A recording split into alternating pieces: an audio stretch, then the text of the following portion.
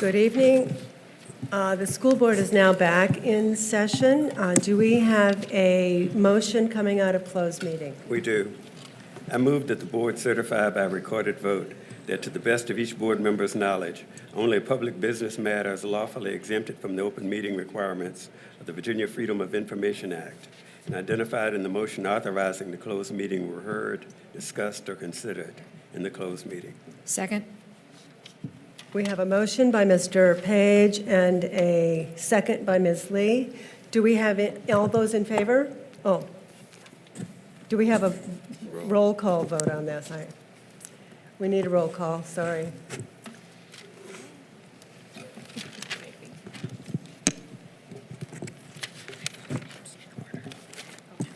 Mr. Page, Yes. Chair Acuff, Yes. Ms. Lee, Yes. Ms. Osborne, Yes. Dr. Berlin, Yes. Ms. Spillman, Yes. Ms. Pryor. Yes. Motion passes. Do we have a motion coming out of closed meeting?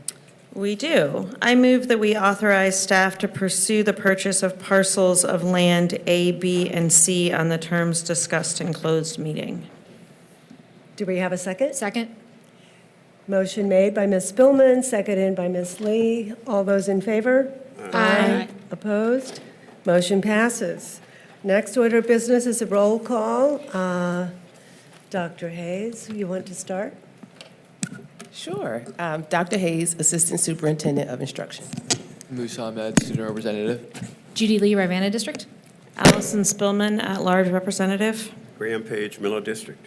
Kate Acuff, Jack Jewett District. Rebecca Berlin, Whitehall District. Ellen Osborne, Scottsville District. Leslie Pryor, Rio District. Matthew Haas, Superintendent. Claire Kaiser, Assistant Superintendent of Organizational Development. Erin Stone, Assistant School Division Counsel, serving as School Board Clerk this evening. Josiah Black, School Division Counsel. Thank you. Next order of business is Pledge of Allegiance. Let's stand. I pledge allegiance to the flag of the United States of America and to the republic for which it stands, one nation, under God, indivisible, with liberty and justice for all.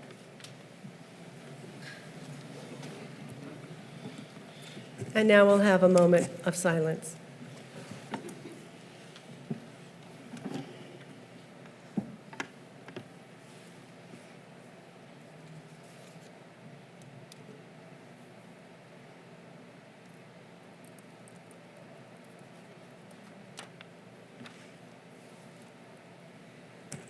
Next item of business is to approve tonight's agenda. Do we have a motion? I move to approve tonight's agenda. Second. Motion made by Dr. Berlin, seconded by Ms. Lee. All those in favor? Aye. Opposed? Motion passes. Ms. Osborne, do we have any public comment tonight? We do not have any public comment tonight. Thank you. Next item of business is approval of the consent agenda. Do I have a motion? I move we approve the consent agenda. Second. Motion moved by Ms. Lee, seconded by Ms. Spillman. All those in favor? Aye. Opposed? Approval of the consent agenda is had. Now we move right into the school division work session. And I believe, who do we have leading that? Oh. Ayanna Mitchell is here to set us up. Good evening. Good evening, everybody. Good evening. Thank you for having us. Let me see, let me get to the top.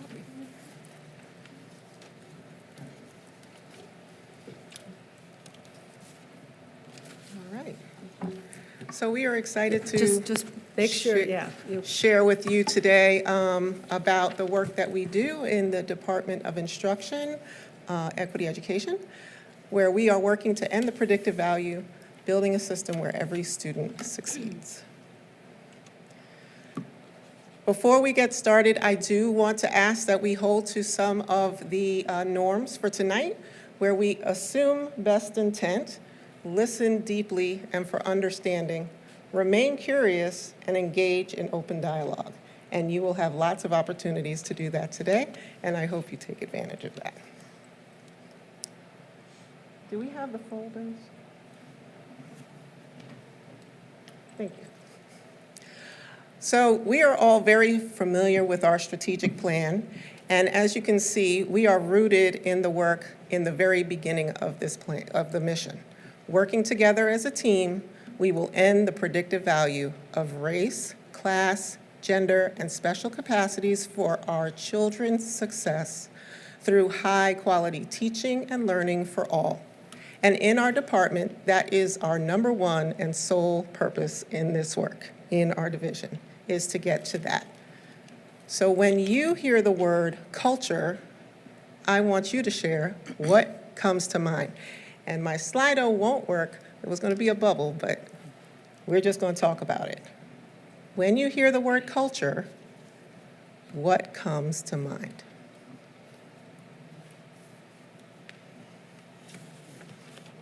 Okay. Anybody, well, popcorn, anybody can share? I can start. The beliefs and values of an organization. Wonderful. Thank you, Rebecca.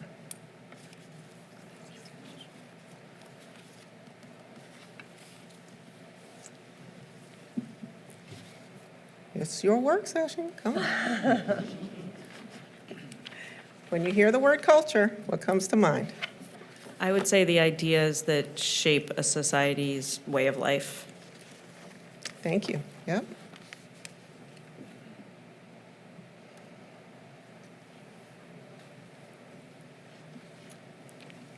This should be an easy question, but it's not. I mean, I think of my own culture, but I think of looking, at other cultures and understanding the differences. Yeah. Thank you.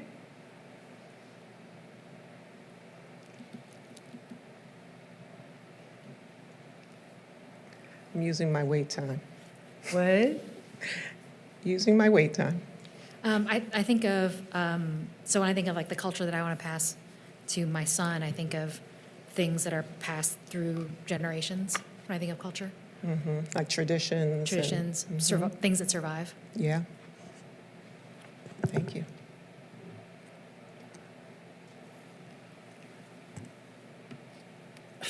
Okay, maybe a set of values or ideas that's passed along or agreed upon by a certain group of people.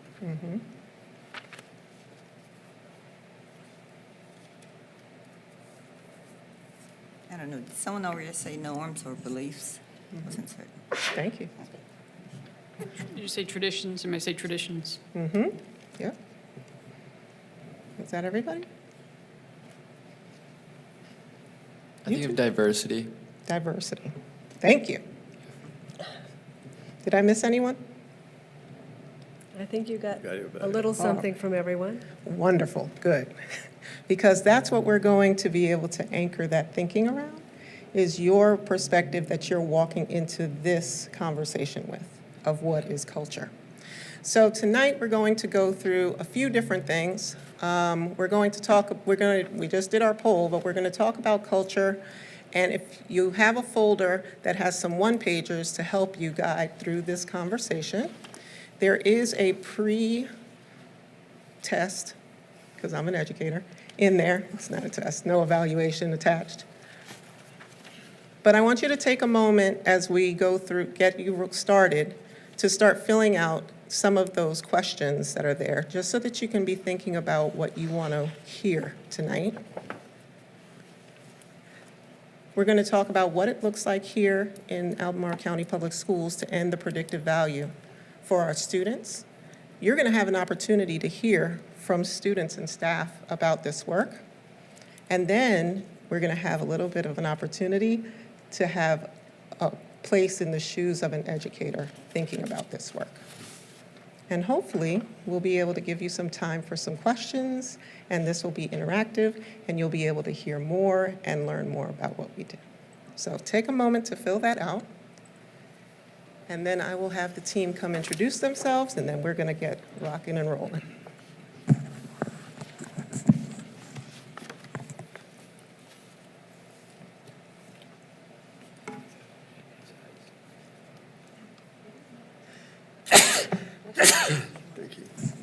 Good afternoon, everyone. I'm Dr. Melissa Hairston.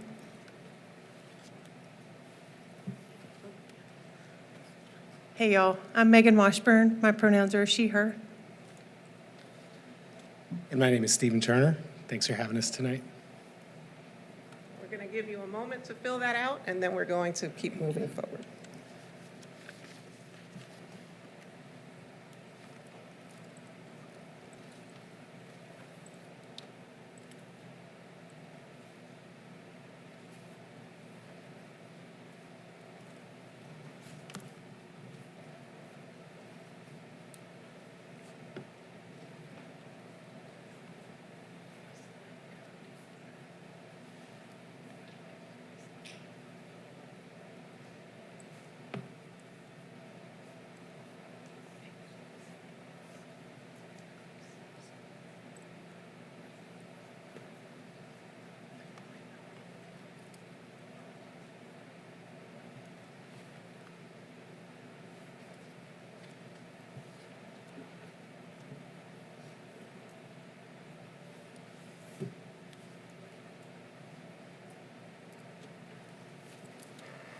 Graded.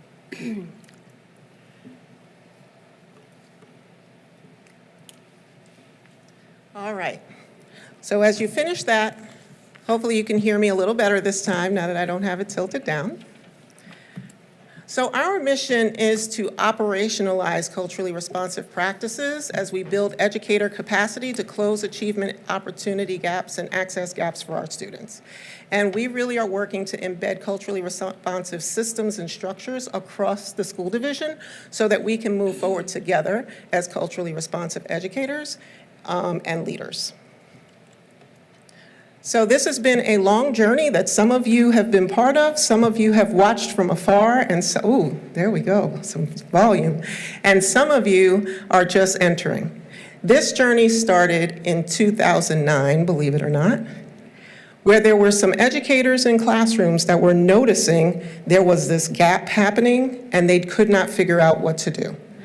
And as a result, they started doing some research and found some items, including Soretta Hammond's text, Culturally Responsive Teaching in the Brain. Ever since then, our school division has been on a journey to change predictive outcomes for our students. We have gone through lots of iterations of what does our culturally responsive teaching program look like. We've even shifted because now we are called culturally responsive educators because it's not just the teachers in the classroom who own this work, it's everybody who's an educator here in the school division. By the time 2019 came around, we started to see that this was some of the most important work happening in the school division because of the work that our teachers were showing at our equity conference. By 2021, VDOE passed laws and regulation around cultural competencies that we align our work to now. And our program shifted to community engagement with the director, and now we are living in the house of instruction, which is where I think we've always belonged. Because now we can really be rooted in all of the intricacies of what happens with students and how they learn. So you had a chance to fill this form out, and I hope this gave you an opportunity to start thinking about what you want to hear and what you're hoping to get out of this. With that, I'm going to pass this over to Stephen. Thanks again for having us tonight. Dr. Berlin, you gave a definition when you said culture that took me back like several years. Do you remember what you said, or? It is the beliefs, values, and norms that are part of an organization. Yes. When I first was introduced to this work, I remember, and there are a lot of folks in the room that may have been around way back then, but the thing that stuck with me that I remember hearing was culture eats policy for breakfast. And your your definition of that just brought that up in my brain. I hadn't thought about that in a while. But on the left side of the slide there, you can see this, this image, okay? In Albemarle County, a lot of the work that we do around culturally responsive education is rooted in the writing of Zaretta Hammond. She has taken a lot of research and a lot of work from other sociologists, cognitive scientists, neuroscientists, educators, and put it into an understandable framework. This culture tree, if you'll excuse the pun, really roots our understanding of culture. That wasn't very funny, was it? Our understanding of culture, and it helps us to get an image or to think about what culture is to us, right? So you've got the 3 levels of culture there. Starting at the surface level, you've got the leaves on the tree. These are the things that we see, the things that are easily visible. A lot of times this is the place where we stop, the food, the music, dress style, and such. As you go deeper down the tree and get further towards the roots, you get into the shallow and the deep culture. Now, we acknowledge and recognize surface culture in a lot of different ways, and that does help us to connect with each other, to build relationships. But oftentimes as we get down into things, if you read some of the descriptors there as you go deeper, the way we communicate non-verbally, things like eye contact, our conceptualization of personal space. As you go deeper down into that, really our worldviews. What is our social construct of what family means? What do we think of time? Do we work more collectively or more of collectivist people versus individualistic? And these are elements that aren't necessarily right or wrong, but these are the places where oftentimes we find cultural incongruencies that can create barriers in our relationships with other people and sometimes keep others from flourishing. So this quote from Hammond is the way that we think about culture. Turns out it's the way that every brain makes sense of the world. I think she uses the metaphor, if you think of your brain as a computer, culture is more or less the software that drives it. This roots us back into the reality that we all have a culture. The sociologists say the fish don't recognize the water that they're swimming in, but it's helpful for us to all step back and recognize that wherever we come from and whoever we are, we have a culture, and that culture has largely been the thing that's helped us make sense out of our world. Oh, yeah, a little turn and talk. So thinking about your own culture, you've had a few minutes to write and reflect a little bit. We just wanted to take a pause and give you all a chance with someone that you're sitting beside, just to take a little elbow partner and think about that question and take, 60 seconds to 2 minutes and share with one another. How has your personal culture shaped your learning experiences from the time you were school age up till the present?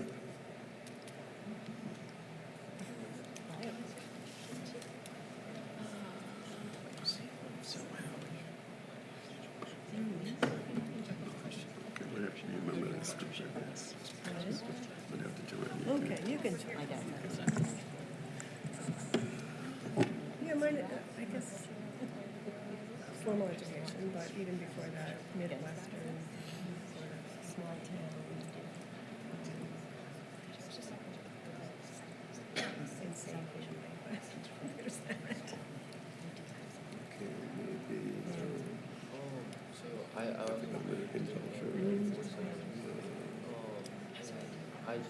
No way rule, but not, yeah. Well, I was really, getting pregnant at 18, getting derailed, really has impacted everything. We'll take a couple more seconds.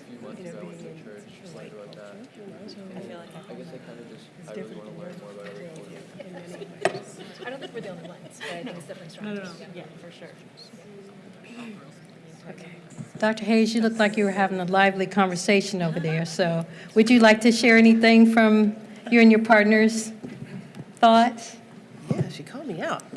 Sure. So Moose and I have talked about how we both grew up in large families and how our environment being around siblings and family members shaped how we viewed our, moving through school and maybe the things that we want to do in our future. Thank you, Ms. Stewart. Would anybody else like to share?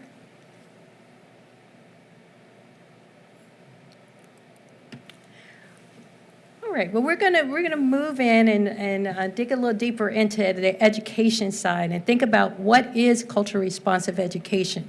So you notice that there's one bullet already existing, and that is building relationships. Because if we went back to that tree, we think about those roots, we really need to have strong relationships to make this work, be profitable, be achievable, to make it resonate with both teachers and students and families and all of us in Albemarle County. In addition to that, we want to think about assessments as part of culturally responsive education, connecting learning to real life experiences. We use the terms rigor, relevance, and relationships, so we want to make sure that it is indeed relevant. Using students' prior knowledge, activating their knowledge, using that prior knowledge to start our lessons, to engage with tasks. Recognizing and nurturing strengths. Curriculum development. What kind of inclusive materials are we using? Are we using books? Are we using videos? Again, going back to that relevancy part, what kinds of things are going to resonate with our students when the tasks are put on their tables? Student-centered approach. Something that has been a hallmark of Albemarle County is that we take this approach, and it's deeply embedded in all the things that we do. And just like all of the other arms and levers that we use to access and to help students, student-centered approach is a very embedded part of culturally responsive education. Classroom environment. We talk about invitational learning when we connect that to our framework for quality learning. So it needs to be linguistically diverse. When we think about multicultural education, we put things on the board, but what makes culture responsive education different is that students are going to connect to it. And so just thinking about how that lives for them in their educational experience. And then we want to think about also, as mentioned just a moment ago, creating those inclusive environments. So I have a question mark here. And you see the different levers of culture responsive education. What would you add?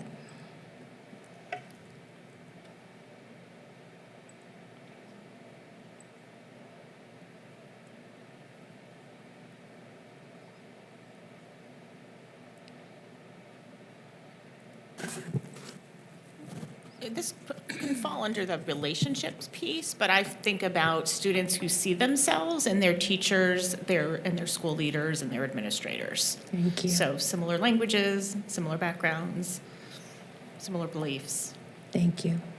I was going to say the same thing. I totally agree. A connector there. All right, any other thoughts?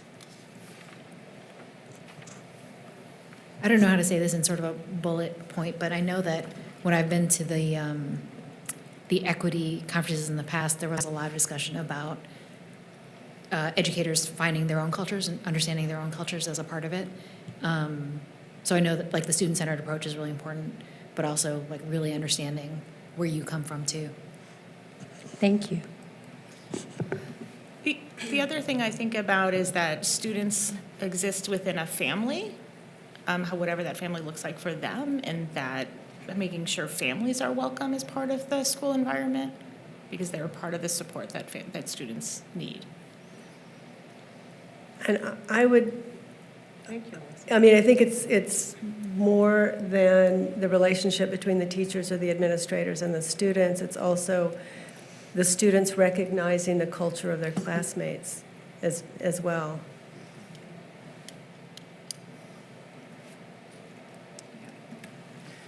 Thank you for that.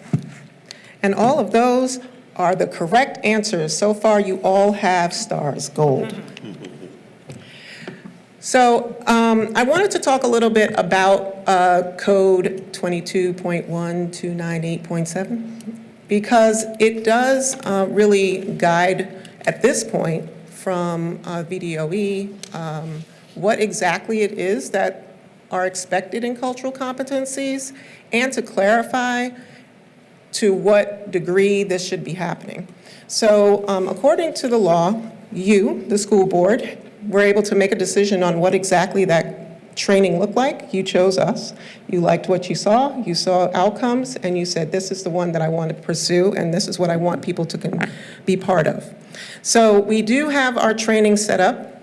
The competencies and the domains are set up as you see here. We have it structured so that you see lenses and those little pencils and the little partnership, because we have 3 different characteristics that we meet that through. But all of those competencies are what we're teaching through our program, and that's the program that's being offered to our staff. It really touches on all of the things that they want, and it's living in the EPA and the APA at this point as one of the things that is being evaluated for teacher evaluations. So we have met the guidelines as far as that's concerned.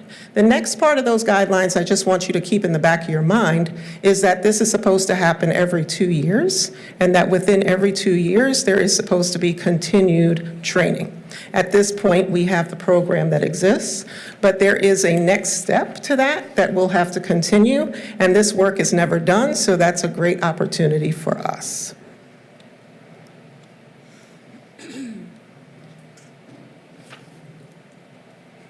And so Ayanna mentioned the icons you see here, one with the glasses, you have a pencil, and you have handshaking. And so if we go in, these represent the 3 major parts of our culturally responsive educator framework. So if we look at the first one is your cultural lens. Culturally responsive educators acknowledge and incorporate the cultural influence of all students. But in addition to that, they're also going to reflect on their own. How do we do that? By thinking about how our communication styles, our expectations, how do they affect the students that we teach? And so they show up in a certain way, we show up in a certain way, and we have to make those things marry so that we can have a successful partnership. Inclusive classroom environment. Again, I mentioned that multicultural. That was one level of culturally responsive education, but we want to take it a little bit deeper and again have those anchor charts, those books in our classroom library that students can go to and see themselves in, those windows and those mirrors. And also then focusing on inclusive curriculum resources. So those are just some ways in which educators, division leaders, the way we think about that first arm or that first lever of the framework. When we think about the pencil, we're thinking about instruction. Many of you may have heard the term equity audit. And so our educators use those equity audits similar in a way that you might be in a PLC and you're thinking about who's making progress, who's not. But an equity audit is going to take it one step deeper. And so what it's going to do is allow you to think for patterns and trends in that data that you're mining, and then think about what are some ways that I can adjust instructionally to meet the needs of the student. So that's that disaggregating different forms of data. It may not always be your reading data, your math data, your science data. It could also be academic data. It could be your phone log when you're thinking about how many contacts have I had with this family. If I see that that's a little deficient, then I may need to think about some strategies to make contact with that with families. So that data can look a lot of different ways. The more sources you have, the more you can triangulate that data, and then that'll make stronger reliability as you're thinking about strategies that you want to use. Using different types of assessment, not all paper pencil, not all computer, portfolios. What are some ways that thinking about that student and how they really show their shine and what they know and what they can do, know, understand, and be able to do. And then finally, under instruction, just thinking about inclusivity and respect, thinking about our ABAR policy and how that resonates within the classroom, having students have those conversations, thinking about differences and similarities, and then how can we do that in a respectful way. And then finally, the last lever, or the last part of the framework has to do with partnerships. Starting with that student-level partnership, being that warm demander, helping them to learn how to do learning partnerships where they can grow themselves and set their own goals and think about how they can make strides in their achievement. Developing partnerships with families and using their cultural wealth and what they know as their first teachers of their students, bringing that knowledge into the classroom, and how can I help your student based on information I can get from you? And then finally, broadening that circle and developing those partnerships with our community and using their wisdom and their support to help support our school buildings and our students.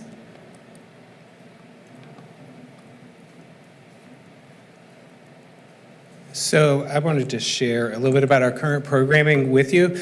This programming that we've been working on for the last 2 to 3 years really is a way to honor and recognize the strong work, the really rich work that folks did back in 2015, 16, and beyond, when Anna mentioned how, like, from the grassroots this came up, right? And there was a real dedicated group of educators that started this program. And as we grew and as we expanded, especially when we got to the point where the school board itself said that we want to get this into the hands of all teachers, we want everybody trained in this, we made some shifts and adjustments. So this model really, I think, honors the past, but also gives us a strategic pathway for moving forward to meeting the needs of more teachers and even moving beyond thinking about credentialing itself, but embedding this work into all that we do. The pyramid's a really good representation of how the programming is structured. Every teacher, the goal is, will start with the Zaretta Hammond book study. I've referred to that a few times already tonight, but culturally responsive teaching in the brain. It actually has a very nice subtitle too, but it's long. It mentions culturally diverse and linguistically diverse learners. So this creates a foundational learning for all of our educators. One thing that is really helpful with this is terminology that we use all the time, like warm demander, the learning pit, productive struggle. There's a rich language in this book around being culturally responsive that we can all share and communicate better around the topic. Moving on from the book study, micro-credentialing is the standard. That's the goal for everybody to reach. Currently, our micro-credentialing is set up through 3 separate courses that are run through Schoology. Teachers have flexibility in engaging. Some of them will engage alone asynchronously. Others will work in cohorts and groups together, who are in their PLC teams, to work through these products and to work through this learning together. Once they get to that stage, it's about professional learning, but there's also evidence of application in their work. The submissions that they make demonstrate how they're using these things in their day-to-day practice. At the top of that pyramid, we have certification, which really takes us back to the beginning. This is still an action research project where teachers that are committed, teachers and other educators that are committed and willing and ready to go beyond the simple, I'm going to back off and not call it simple, but beyond the micro-credential to something that requires tracking student data, making decisions based on what they see, and then looking at the outcomes and the results of what they do for a certification product. So that's, in a short nutshell, that's the progress that we see folks going through in the culturally responsive educator program.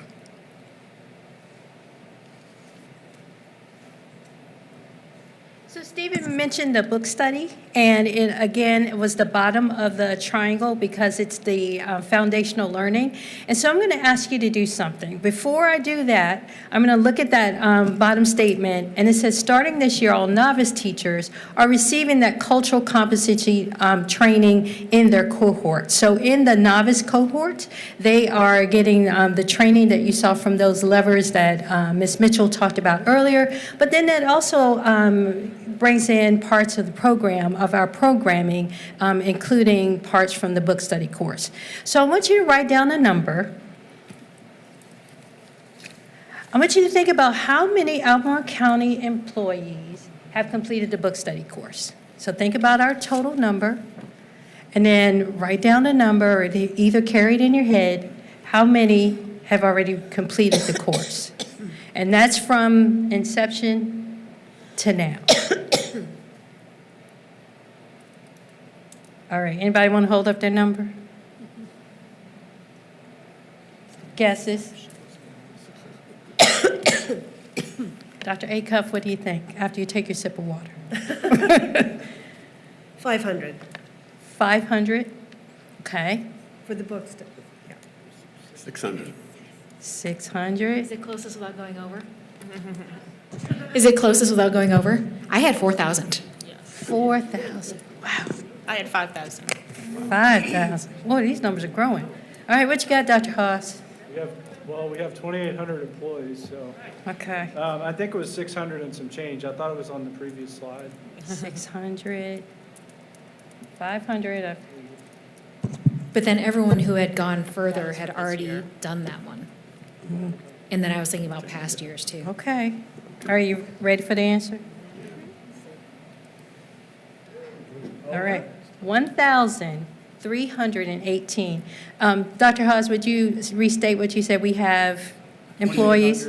2,800 employees. So then think about this number and think about the impact. 1,318 from the beginning of the program till now. I think some of the school board members have also done the book study. Exactly. So give yourself a hand for that. Give yourself a hand, and just what you just mentioned. So when we continue to mine these numbers and think about impact, 60 currently are registered for the book study. So that means that we'll continue to have that number to grow by adding the 60 to this 1,318. Well, the 60 may not look like a big number, but when you're thinking about those 2,800, the 1,318 plus 60, we only have about 154 Albemarle County employees that have not started the book study. Okay? So again, just think about that, and with thinking about that impact, also just want to thank you for the support and the encouragement to continue to do this work.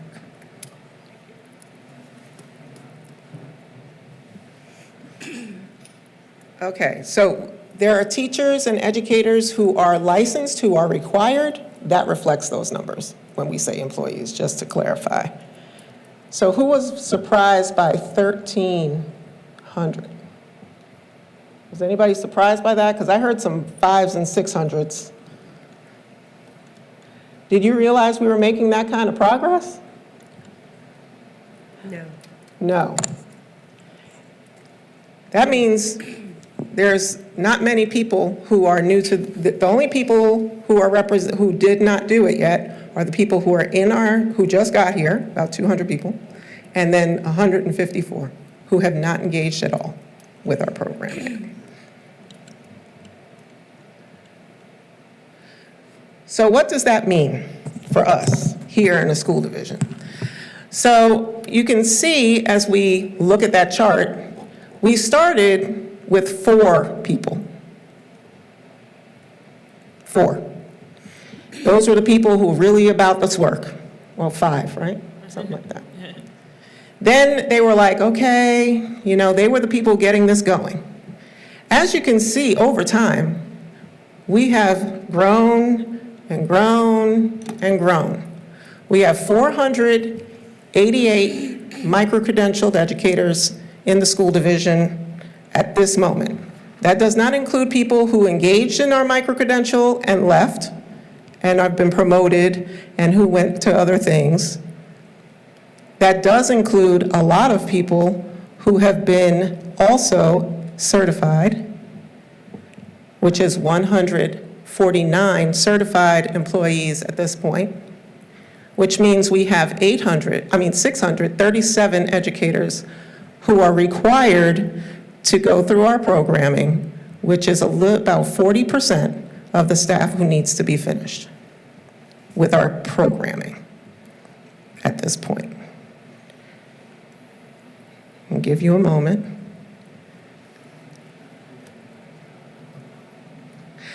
And Stephen just said 2025 ain't over. They're working. They're making it happen. I was going to have Melissa share this because she put this up here, but for the sake of time and us bouncing back and forth, I realize that gets a little wonky. But the reason why this is here is because I want you to take a look at that student work sample. And even glean through what the educator said about it.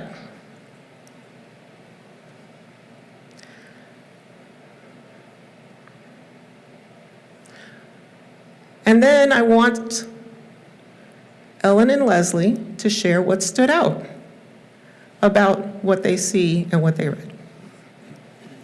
What stood out for me was the fact that the teacher actually used this information and what she learned to make the classroom a more inclusive space for everybody and not just this particular student. The bond that she talked about. I heard the bond. Leslie, adjust your mic. Oh, I'm sorry. I was saying that I thought that as she spoke about how the bond between the families and the students, so I thought for me that stood out. Wonderful.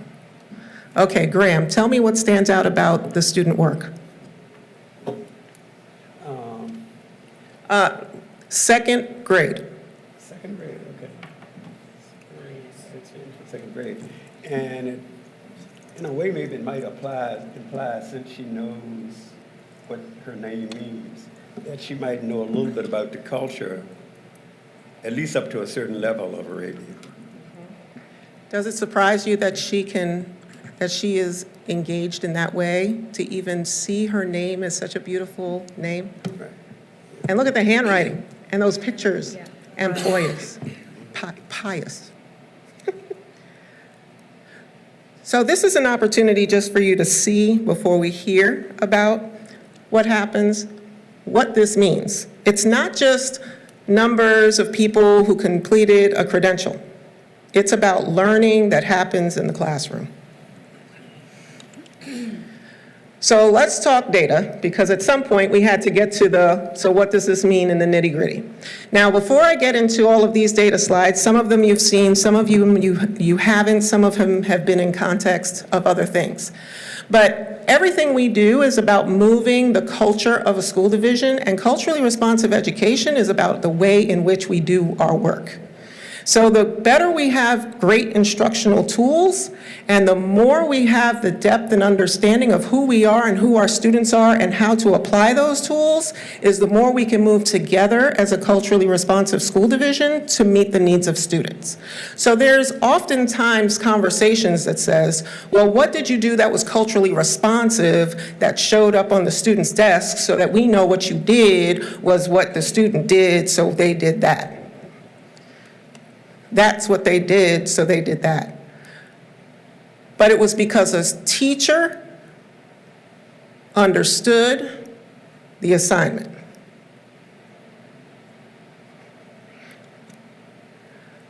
Because teachers in a school division understand what we are doing and what we need to do for kids, we have data that shows big outcomes.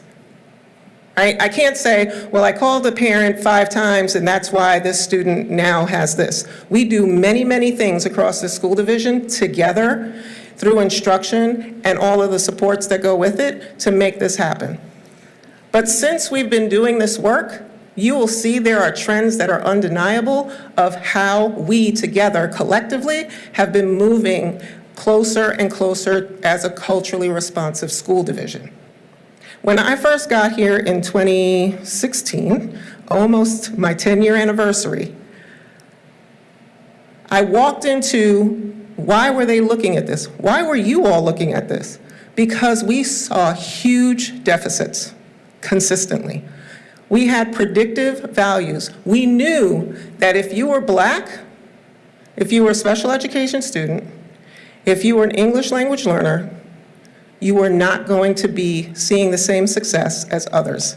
We've said that over and over again. We were looking at gifted and talented. We were looking at higher level classes. And we were saying, they're just not getting, we don't know. What are we doing? This is what we're doing. UVA, as you know, did a full analysis of our programming and watches and helps us with the data. Dr. Carlock is one of my closest people. And we can see the positive influence this is having. This shows students with a certified teacher versus students without. Notice anything?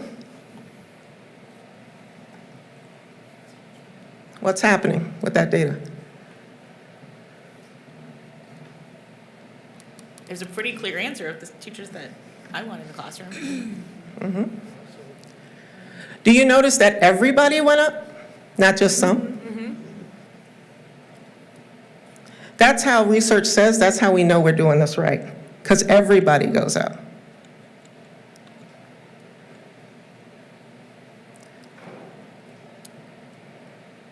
Notice anything? Go ahead. I was just going to say, and as an education researcher by training, it's very rare that you see this kind of statistical significance across all demographic groups. Why is that? Why is that rare? Well, because most things are targeted to a very specific subgroup of people. Mm-hmm. So then what conclusion would we make based on what you just said?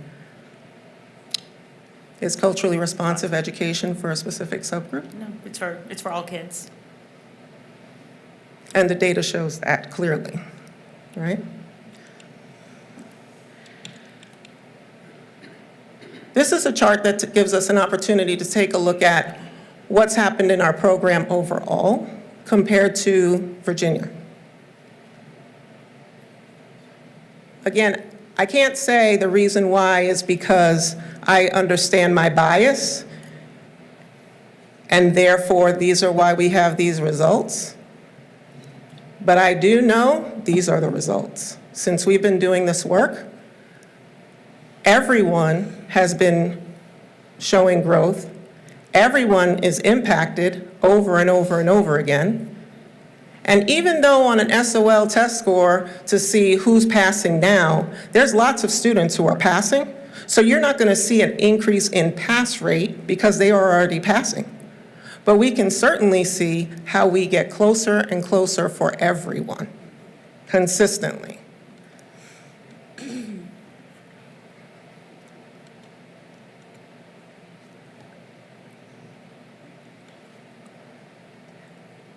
And at the end of the day, all that work is getting kids in classrooms.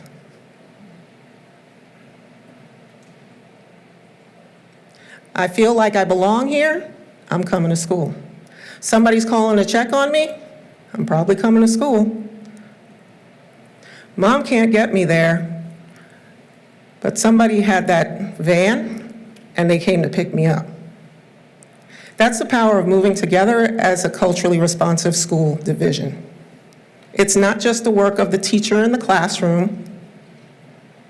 I could tell you Jamie, who's in charge, who is over transportation, is a culturally responsive leader, fully certified. Not about what they got on the desk, about how she thinks about how we're going to make it happen for kids. Because that's the power of this work. So I believe we're going to take a short break, right? And we're going to relocate, but I'm going to let you go ahead. Right, short break, 15 minutes. Oh, good. And we're going to reconvene. So I'm going to pass this to you, and I'm going to get my panelists ready. And then we're going to hear from students and staff about how this work is really showing up, not just in the numbers, but in people. I think this is when we also move to room 241, right? Yeah. Thank you.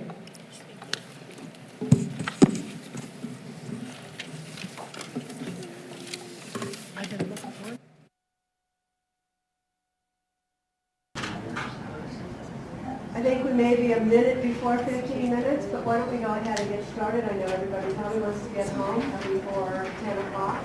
So this session, this meeting is back in session, and I yield to our presenters. And I want to remind people, I've been told that these microphones are not working, so just project your voice. Is that about right? Yeah, project your voice. Project our voice. Okay, I'm going to bring out my best coaching voice. So as my team has shown you, they talked about what we do, why we do it, and how we do it. And now I have 9 reasons to kind of support the reason behind it. So we're going to give them opportunities to tell their story, share how the work that we've done with them has impacted them, and then we'll hopefully have some time for you all to ask some questions. So the first thing we're going to do, we're going to have everyone introduce yourself. What's your name and where are you from? Which school you're from? Okay. I'm Crystal Beasley. I'm an assistant principal at Henley Middle School. I'm Amy Morris, principal at Broaduswood Elementary. Jen Graham, I'm the 8th grade English teacher at Wilton Middle School. I'm Erica Hernandez, the English language teacher at Lakeside Middle School. I'm John Elizabeth Blair Shelton, and I'm in 5th grade at Stanford. I'm Jack Smith. I'm a 8th grader at Wilton Middle School. I'm Elsie Reineke, and I'm an 8th grader at Wilton Middle School. I'm Pleasant Colley, and I'm an 8th grader at Wilton Middle School. I'm Jack, and I'm an 8th grader at Walton Middle School. So I'm going to sit here so that I don't take the spotlight from you all, but I'm going to start with a question for our students. And if each one of you would take a second to answer, you should have the questions in front of you. So the first question is, what helps you feel seen and valued in your school?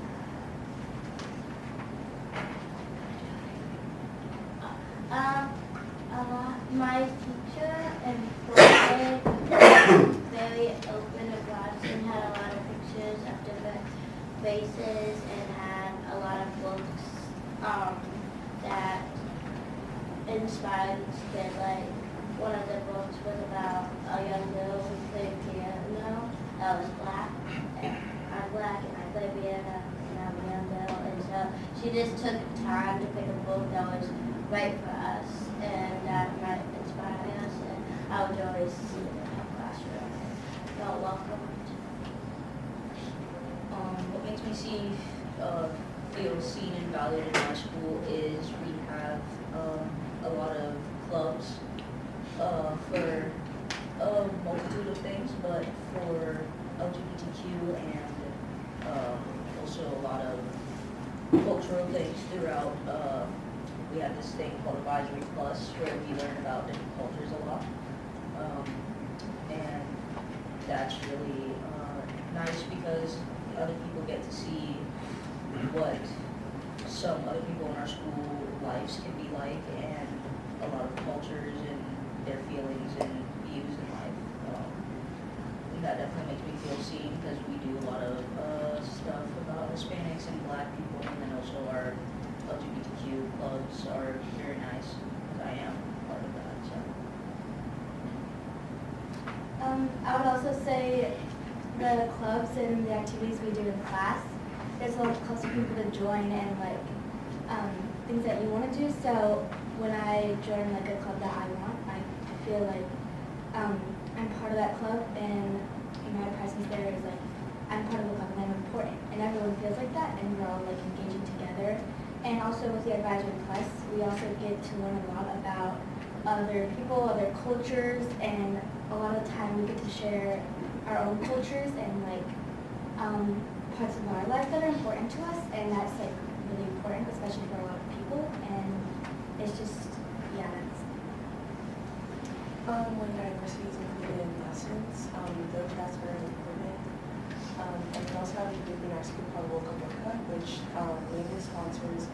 It means women of character and men of character, and it promotes different lessons that we're going to be taught of not only culture, but like how to be kind to each other and protect each other from many other things.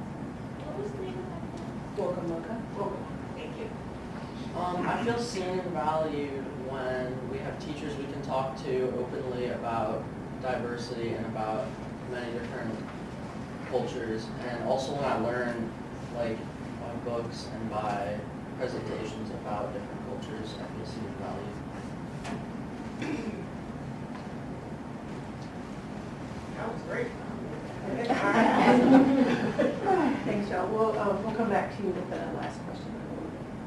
All right, so for our leaders and our teachers and for family members, let's start with your role as an educator. How has CRE changed your teaching? How does it support rigorous instruction? If you are teaching in the classroom now, So, can I just kind of talk? oh, yes. So, you know, equity in education has always been something on my radar, so to speak. But it wasn't until I deeply engaged in this work that I felt that there was like a clear direction and mission around it. And for me, it felt like, and it is, like a constant unpacking and uncovering. So one of the things they talked about was like the equity audits of classrooms and getting feedback from kids through surveys and other avenues. And when I first engaged in the work, I gave a survey a couple weeks into school and found out that white females predominantly preferred my class. I tend to be a teacher that kids connect to over the course of the year, but that was really surprising to me. And some of the feedback I got was that I expected too much silence, that it was a little bit too locked in. And I had to look at the data honestly, that these were the kids' honest feedback to me a couple weeks into school. And it didn't matter that I was quote unquote treating everybody the same. How it was perceived from the kids was very different. And through the year, that first year that I really was kind of going through my certification, I had a student, a young lady who was Black, told me through a class discussion around a poem we had read that she didn't feel safe or comfortable around white adults. She always felt uncomfortable. And the aha for me in that moment, and this was back in 2020, like the 2019 into 2020, and it made me realize how incumbent it was upon the educators to close that gap, because nobody can learn when their brains aren't comfortable, when their body isn't comfortable. And so for me, it just was a constant mission every year to make sure kids felt safe in my space in a very directive way. Because it doesn't matter how I see them, it's how they perceive me in the classroom. And so that's, I know, just one story of many that I could share. I won't do that. My daughter is Xylee at the end of the row here, and when she was talking about her teacher last year, and this is my parent lens, when I walked into her classroom, and I've worked in this district for 20 years, we have a lot of amazing, outstanding teachers. Her teacher had Black girls on the wall when we like to read. And I knew walking in that room, my kid's gonna feel safe. And I teared up because that's who I am. She's like, Mom, stop. But I knew my kid's gonna be seen in this room. And it's an immediate comfort for parents, right? And so that's, I think, all I'll say for now, because I don't wanna, on the floor. But this work is meaningful, it's powerful, and it needs to continue. Awesome. So I am going to be very honest. I'm kind of side-eye Stephen, because I'm sure he's smiling right now. Of course you are. I loved this question when we were kind of given these questions, because I will be very honest and tell you, I don't think it has changed much of my work. What it has done, it has validated the importance that I have always felt and put in building a relationship with my students and my families. I remember going through the certification process with Stephen and saying, but I do this all the time. Like, I know that I have this example and this example, and he said, but that's what you're doing. You're going to show us, show me what you did. How did you do this? How do you do this? So it was just very validating to see that the work that I intrinsically did or that I did year to year was so powerful and so meaningful. I recently made the switch to middle school last year, and going from, goodness, what years?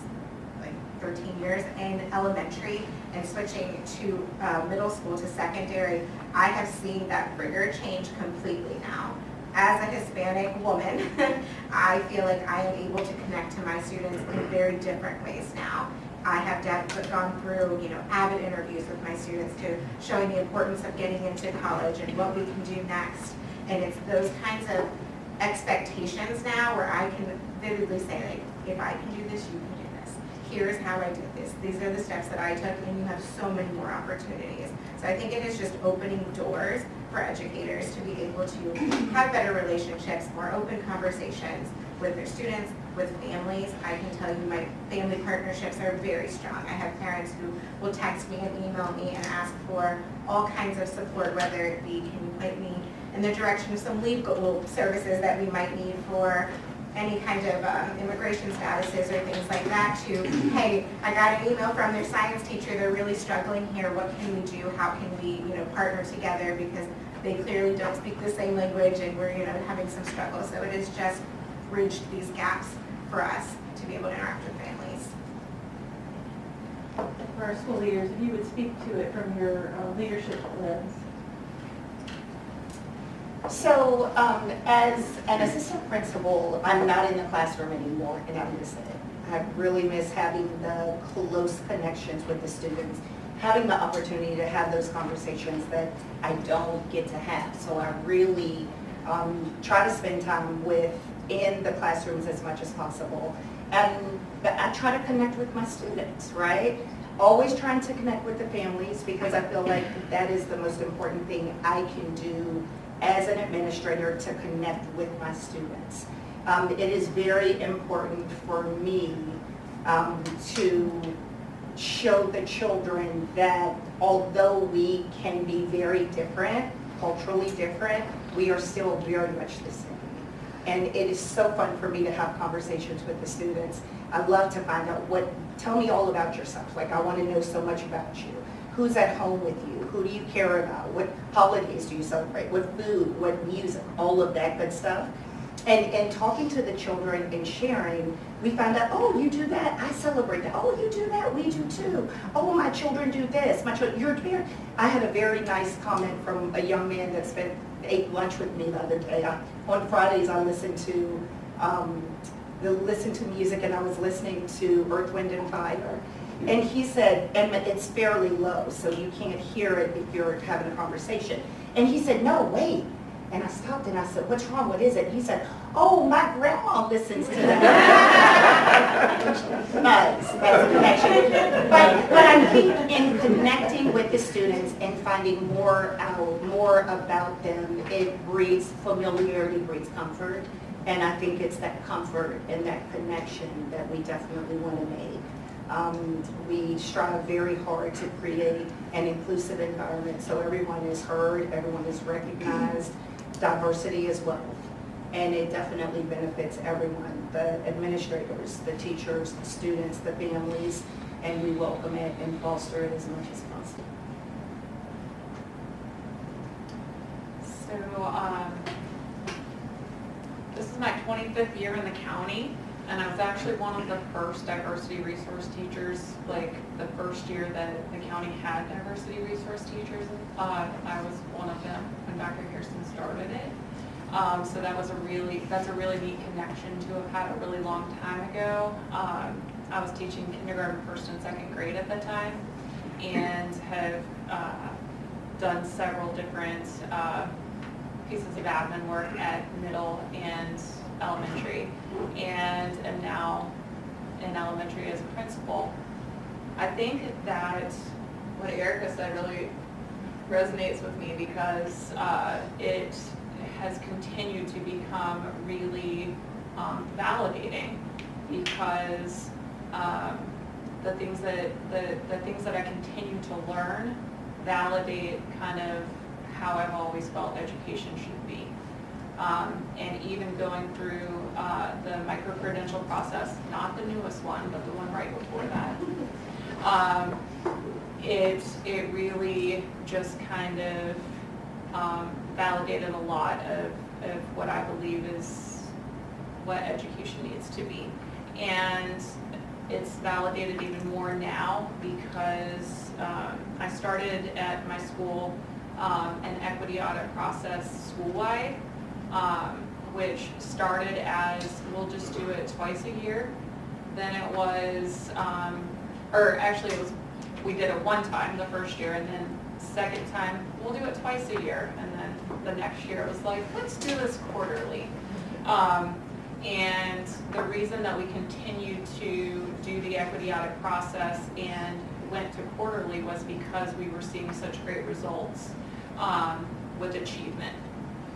And eventually that became super validating this past year because we became one of the schools in the division who got the highest achievement award and the exemplar award.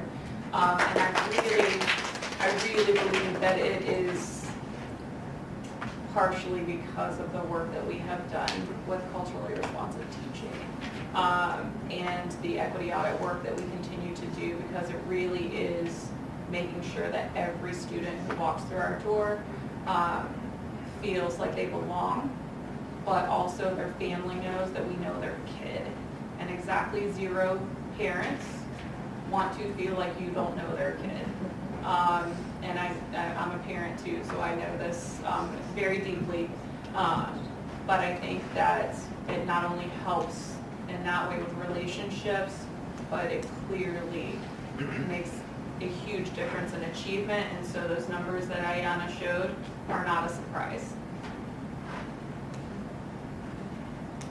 Great.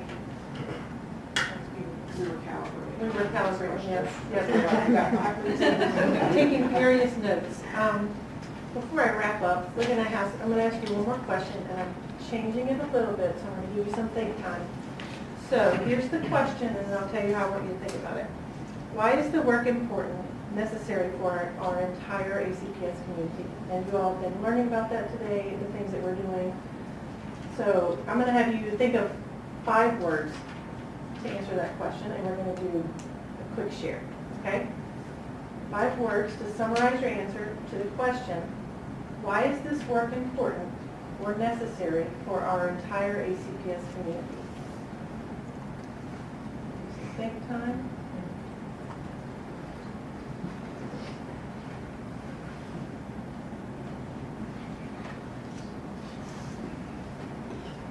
Okay. Good? Put you on the spot there. They weren't ready for that change. It is late. It doesn't have to be 5, it could be. Oh, thank you. Could be Thank 2. you. It can be 3. Yeah. Cultural relevance is one of the most important things we can recognize and in education. I was going with the one word. I mean, with the five individual words. Yes. Yep. So I was thinking equity, humanity, achievement, belonging, and trust.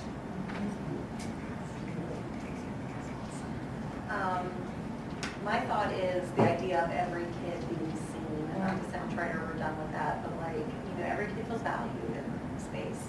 And nobody tell my husband to buy the word trick. I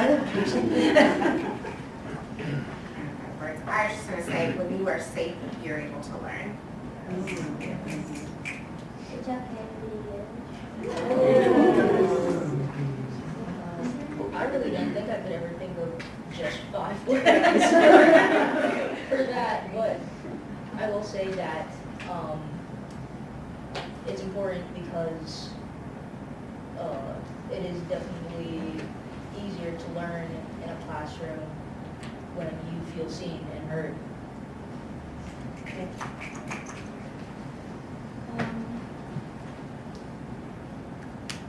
Being able to be you while also feeling safe and comfortable. I would say feeling included and supported by your teachers and the students that surround you. Being welcomed is very important.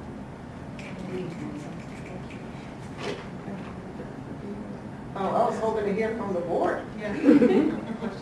It's okay. We have questions. Do you have 2 words? Oh, yeah, let's go. It's a moral obligation. Yes. I mean, I said all along that teachers can't teach and students can't learn if they don't feel safe. Okay, celebrate now. Beautiful diversity. Yes. Necessary for achievement. I think what somebody said is validated. What did you say? I'm sorry. Validated. Yes, yes, sorry. It's not it's not just about belonging, but being your true self and excelling in school. Thank you. Well, hopefully, as you all can see, each of their responses encapsulated something from our framework. They talked about seeing themselves in the curriculum, to the importance of student and family partnerships, to having affirming spaces so that they see themselves and they can feel safe to learn. They talked about constant personal reflection. It's not, I'm CRE certified and I'm done. It's a constant evolution of the work, and we learn every day about something. And then the importance of looking at data and analyzing it so that we can target our instruction and close the gaps that our students are experiencing. Thank you. You did a great job. Thank you.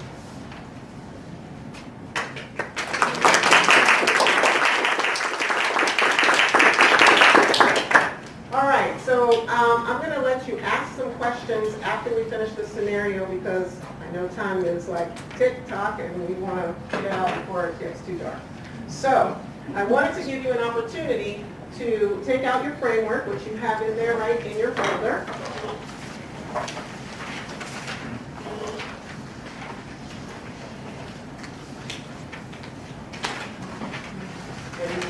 Thank you so much. Thank you. Great job. Thank you so much. Thank you.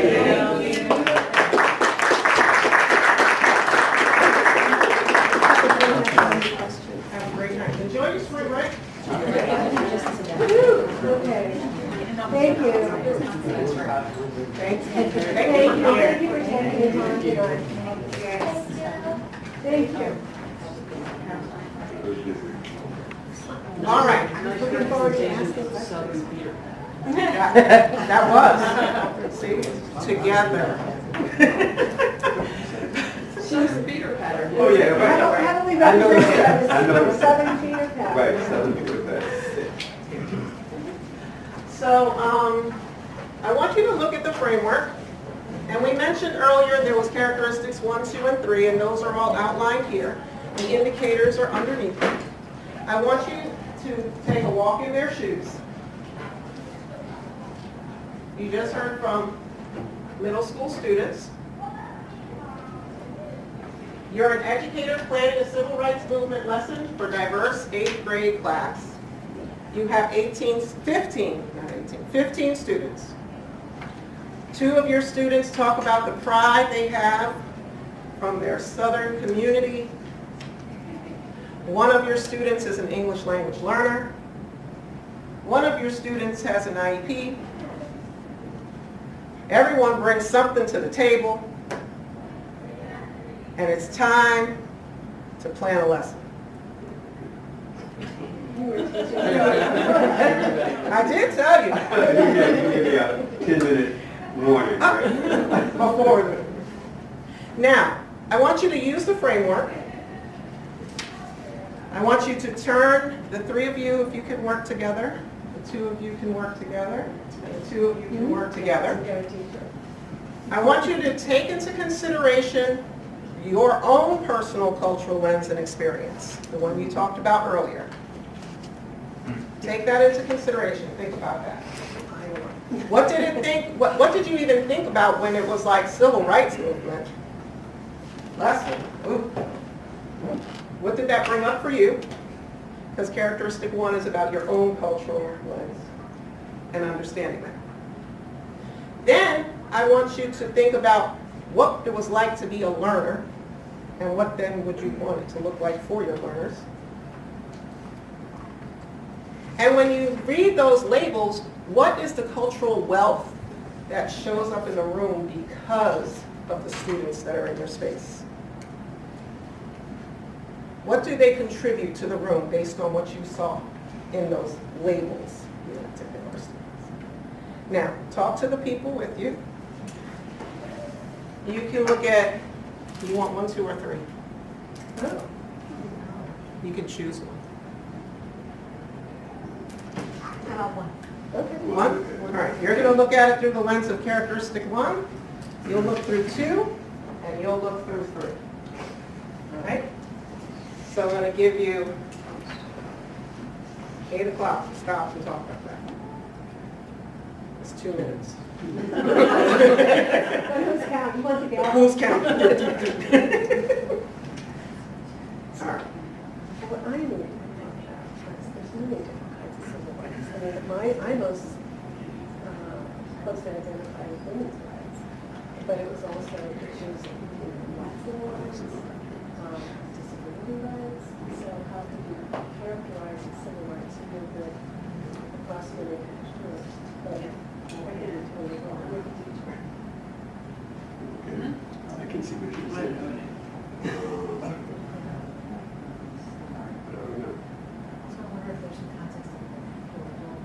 Global rights or something. Mm-hmm.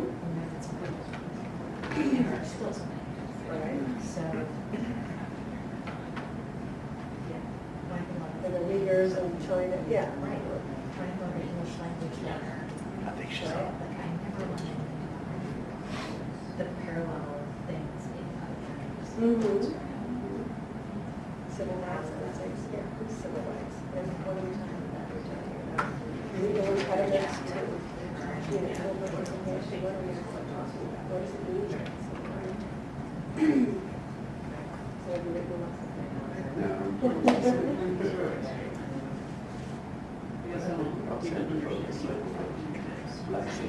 Okay, I'm going to bring you back in 5, 4, 3, 2, 1. And we'll go in the opposite direction. So once you looked at the framework, what was your conversation? What did you take out of that? We were talking about, how you could relate, how these kids could find a way to relate from their own families or own communities, something that happened way before they were born. So, have they been told stories about their grandparents living through the civil rights movement? What have they heard about our community and what it was like during the civil rights movement? And also, how does that compare, or how could they relate that to things that might be going on today in our own political climate? And how did the framework help you think through that? Well, it just reminded us, number 3 was about, partnership with students, families, communities, and reminded that you didn't have to only have the students they thought what they knew in this current building, but that they should go back to their family or community to think about what knowledge came from that they can bring back to the school. And I was just going to add, when you brought this up, the most meaningful educational experience I ever had was taking History of the Civil Rights by Julia Bond. And having somebody who lived that experience share that with you changed the whole way I view education. And so I think that seeing it through that framework where everybody has something to bring, and it was UVA in the 90s, it was mostly white kids, and it was a really interesting perspective as somebody who lived and walked and breathed it, teaching white kids who were 19 years old what it was like, to cross the bridge or something like that. So I think it's invaluable. And an amazing opportunity, even as an educator, to be able to share that experience and make those connections. Yeah. Thank you. Can I say too, Doug, I think the one thing we see here, and we take for granted a lot too, are the community partnerships, even if we narrate it to a lesson like this, that teachers and others in the division make. We have so many great local resources around that, from things going on at Yancey to Burley, the Jefferson School, and there's just so many community resources.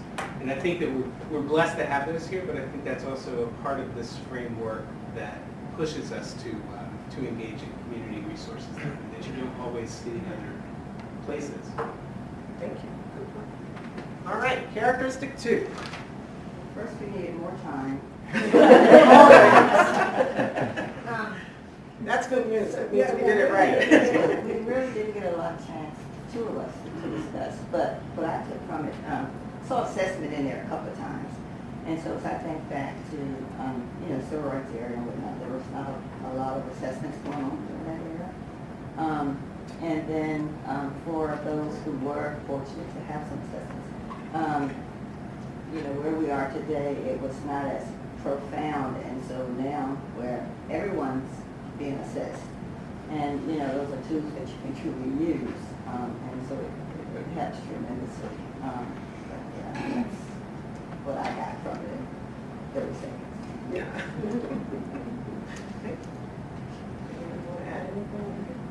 I I always add stuff. I think it's just showing their strengths. When I think we hear a lot when we work with educators that aren't in the classroom, specifically when they look at 2.2. Well, I don't give tests, so how does this connect with me? But for everybody, what it really connects around is rather than pigeonholing students into one way to show what they know, what they can do, and what they've learned, we really need to be open to finding the ways to let them show their strengths. And I was just thinking about 2.3 and how you have a student that has Southern pride. And so trying to talk about that in the face of talking about civil rights might be a little difficult, but just honoring those different conversations and giving them the space to validate their heritage as well and then talk about it across the board. I think that's really important to point out because I think there's a connotation that comes along with CRE that it's Black and brown history and LGBTQ, and it you're really talking about seeing every kid in the classroom, regardless of what they're bringing in. Well, I guess not regardless, but because of everything they're bringing into the classroom, you have to be able to see all of them, or you're not doing it. That's right.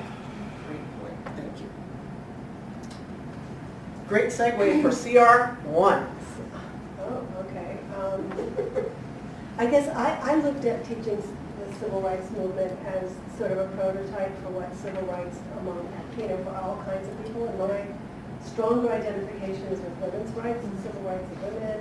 But we have such a diverse student body, and a lot of people have immigrated here because of civil rights issues in their home countries. So this, I would approach it as, what is civil right to begin with?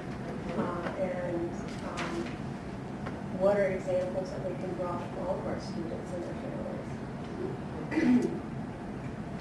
And then I also mentioned that we probably would have to include, it's a really important part of it, what was happening in the country in the 60s and the 70s, like the history of this country. You both bring up really great points about bringing your own perspective and your own understanding of who you are and what you've experienced to the conversation so that it makes it even richer and you can understand and help them bridge the gap between what has happened, what you've done, and where they are and who they are. So thank you for sharing. Did you have anything? No, I mean, I think I got really caught up in just not even getting to the 1.1, there's the reflecting on, our own personal cultural lenses. I think that, I guess that's a pretty big part of the work. So I didn't really get to the rest of the Judy and I both are from Iowa, but we had very, very different cultural lenses and age and life experiences. Yeah. I did ask you how the framework helped, but how did the framework help you with when you were looking at this problem? It confused me because I did not understand what teach to and through culture. I didn't have a grasp of what that was. That's a good point. That's one of the things we teach within our program. And does anybody here want to share about that? Teaching to and through culture? Go for it.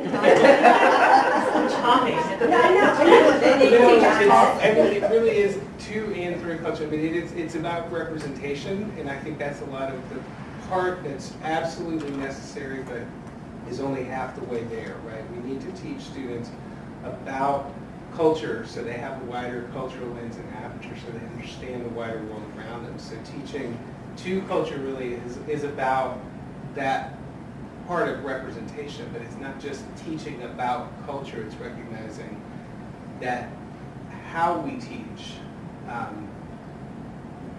I have to give a personal example, I guess, to describe it. I taught AP Psychology at Albemarle High School for a number of years, and through this work, I came to realize that my style, the way that I taught that class, was perfect for a hyper-scheduled suburban family, right? And that's the culture that I was teaching through, just with my policies, the way that I would provide, syllabi to kids and schedule things, and I didn't abandon that, right? But I recognized that to some students I wasn't communicating care because I'm giving you all of this support. I was communicating just the opposite because I'm not building that personal relationship to say to you, hey, at the end of the week, we've got this coming up, and how you're feeling about that, right? I didn't need to because I had it on paper, and you could put it on your fridge with the other parts of your calendar and know that it's coming up. So that's, I can talk too much, but that's teaching about culture in two, but also thinking about your own culture, right? How is that showing up in my classroom and how I'm doing this? And recognizing that I need to engage my students' culture into their learning as well. And I don't think the through part is, again, just honoring who those students are. Am I a student that needs to collaborate and work in a group? Am I a student that needs think time? I like to write out my answers as opposed to speaking it orally.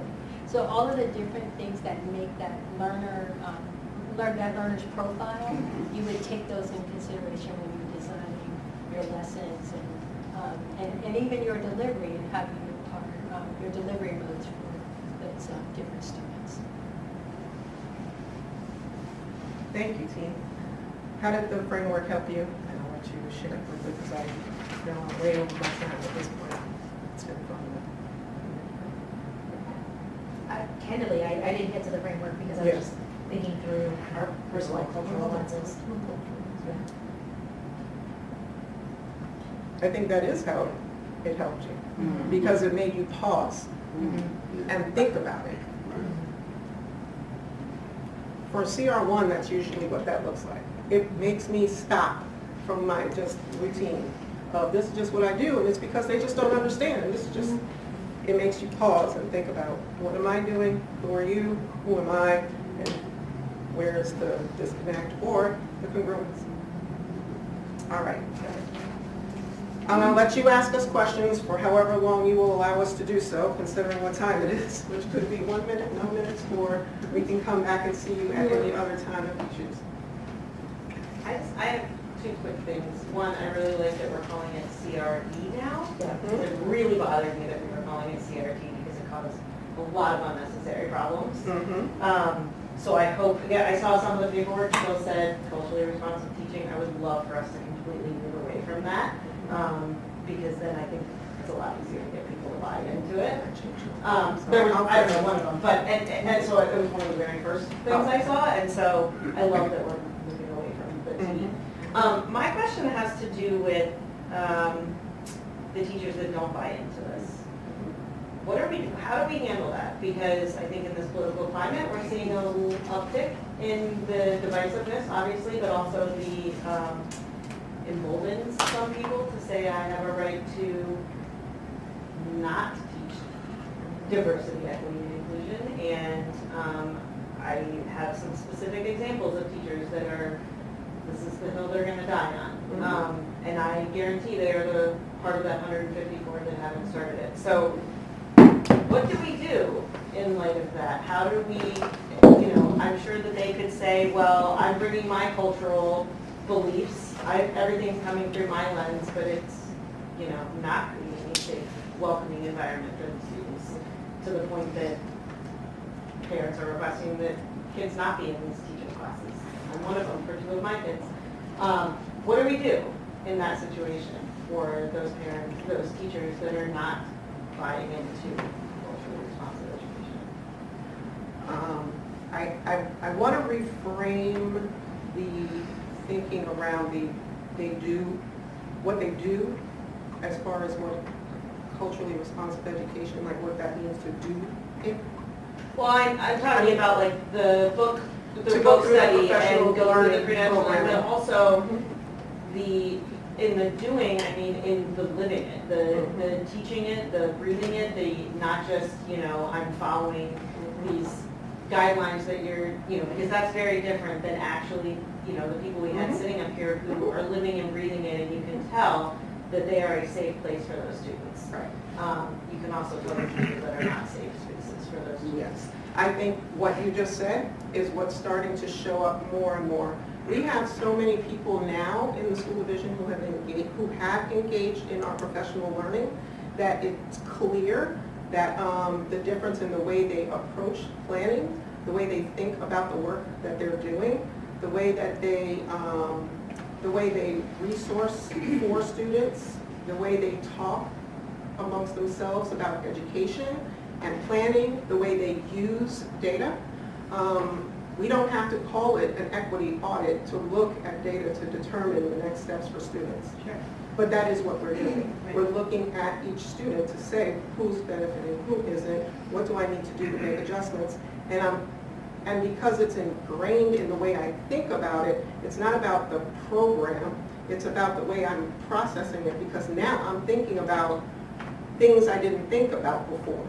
That difference is starting to show up very clearly in buildings. There's conversations that happen that's very different. So what are we going to do about it? There's parts of that do that's like compliance. You know, VDOE licensure is attached to completing cultural competency training. Licensure, right? So at some point, for my licensure, that shows up there. That's a part of it. When we talk about what happens in buildings, I can't speak for everyone when it comes to that, but it is on the EPA. It is a standard that's supposed to be assessed at the end of the year. And if people aren't fulfilling that standard, you do what you do when someone is not fulfilling any of the things you expect them to do in the school. So this isn't mandatory, is the micro-credentialing, those things are not mandatory? Everything is aligned to meet the outcomes we expect in the school division. So yes, it's mandatory because it's part of what we have decided is mandatory for you to teach here. To teach in the way we need you to teach. So if they, let's say every teacher goes through their micro-credentialing because they have to, then what sort of data are we using after the fact to make sure that the teachers, not just the outcomes of the students, but what sort of follow-up and data are we using to make sure that those classrooms are following these guidelines? We have lots of opportunities through learning walk tools to be able to see, are they meeting the indicators we're asking for in learning walks? So is the trend showing that these are things that are showing up? Do I feel like my students are leading the learning? Right? There's a lot that the strategies of good teaching is still in place. Culturally responsive education says I'm using them in targeted ways to meet the needs of the students. So if I'm constantly in a room doing the same thing with the same gap of students who are constantly not achieving, sooner or later somebody needs to have a conversation around why, what's happening there, and what are we going to do about it, and what are we going to do about it? Well, here's the PD that will help you reflect on that, if that makes sense. We also have the EPA, and our performance evaluation shows that as well. And we have data to show the trend and have actions of as well, so we can manage that too. Was there other things I needed to consider? What are some of the reasons for the 154 at this point in time anyway, not participating or not completing some of the work? Are there any reasons? That's one of them. Yeah, What we just heard. That's That's one reason. Right. Another reason has been time. People didn't feel as though they had the time to spend and they had different things happening. So we've certainly made accommodations as far as time is concerned. And I mean, we do have some people with outlying situations, or they left the division and came back, or they were in a role and now they moved to another one. So there's plenty of reasons for why, and I think there's lots of contributors depending on who they are.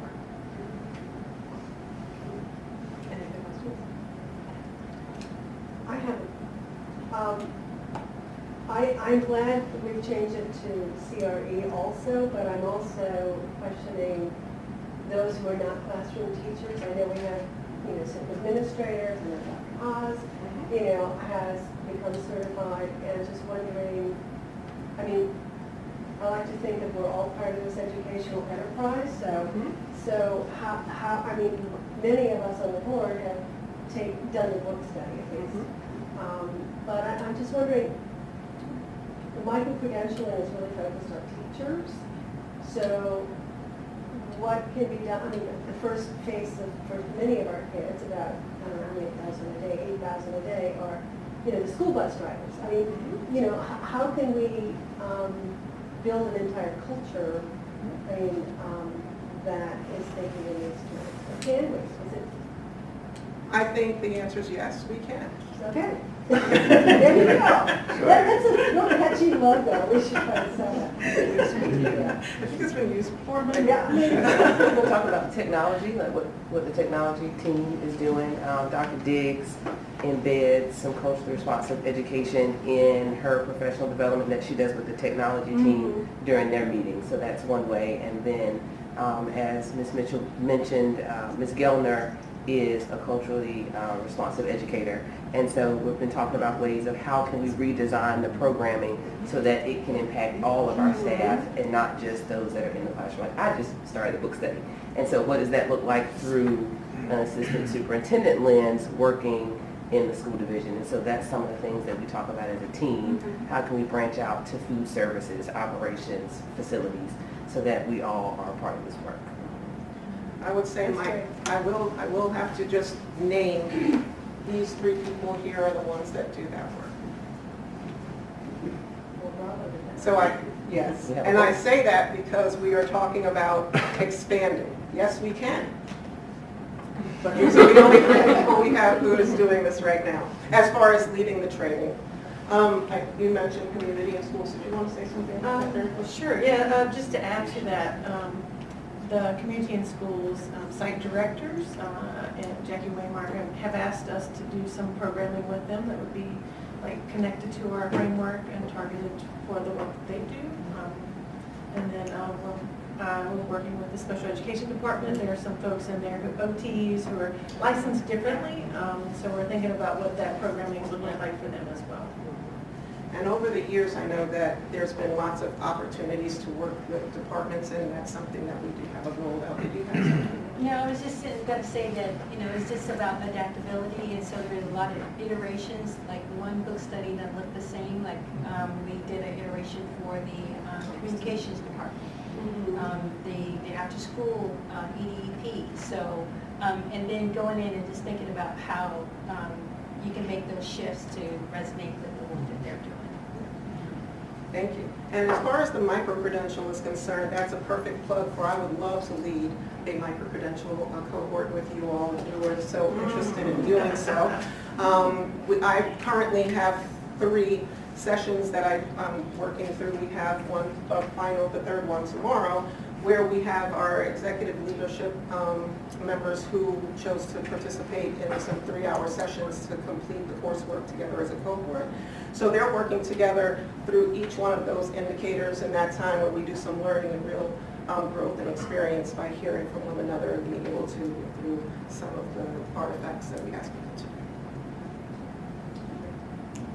to. How long is the book study?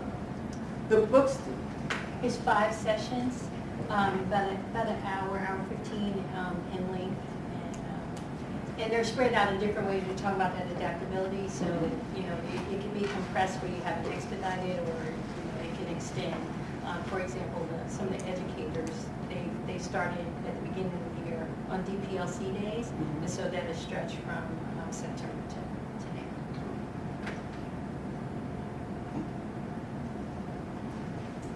Any other questions? Well, I want to thank you all for being here and getting the other educators and students here, and apologize for including you from the January agenda. I know that you were ready to go then, but I think this was very valuable, and I'm always glad to have students participate, and I thought that was a very good part of this discussion. thank you. You have a post-reflection on the opposite side. When you have an opportunity, I would love for you to just kind of take a look at that and think about that, and maybe together you can talk about what the next steps are you want to take based on what you've heard. Thank you. We appreciate it. Go back to the names. Do we have to? No. Do we have to go back? Dr. Acuff, you can adjourn from here. Okay. George I know, okay, well, We're still in open. Here you go. Is there, I'd say specifically. is there any other business tonight? Patrick was noticing your. Dr. Lawrence, did you have something? Any other business, Dr. Any other business tonight? Oh, no, I'm good. Now if you're going to adjourn here. Okay. If having no further business, this meeting before spring break is adjourned?